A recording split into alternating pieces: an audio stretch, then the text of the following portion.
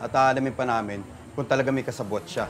Alrighty, sir. Ibig sabihin, hindi na ako umalis, no?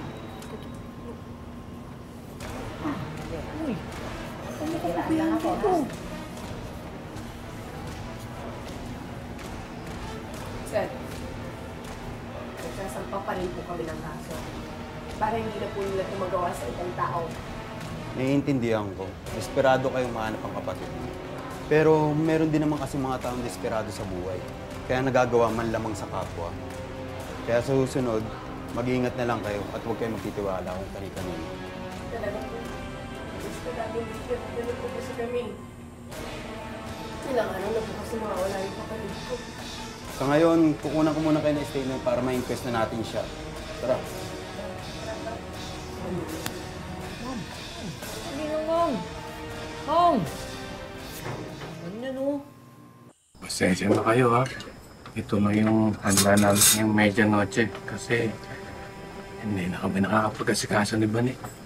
Naintindihan ko naman, Hernan. Mahirap talagang maghanda sa ganitong pagkakataon. Kaya nga kahit papano nakapagluto naman ako, dinala ko na pati tinapay para may pagsaluhan naman tayo. Salamat, Alma. Napaka-bait mo talaga. Naisip ko lang kasi si Neneng. Paano kaya siya nagpasko? Tapos ngayon darating na bagong taon. Paano kaya siya?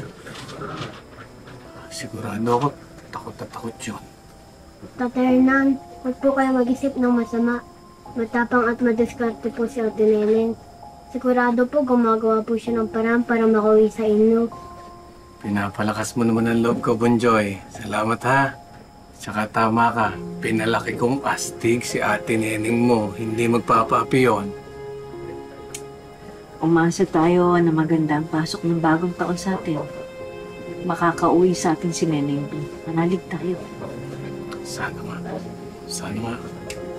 Tsaka, alam ko gagawin lahat ni Bane ang makakaya niya para makabalik dito si Neneng. Oh, kain na kayo. Galing ka na.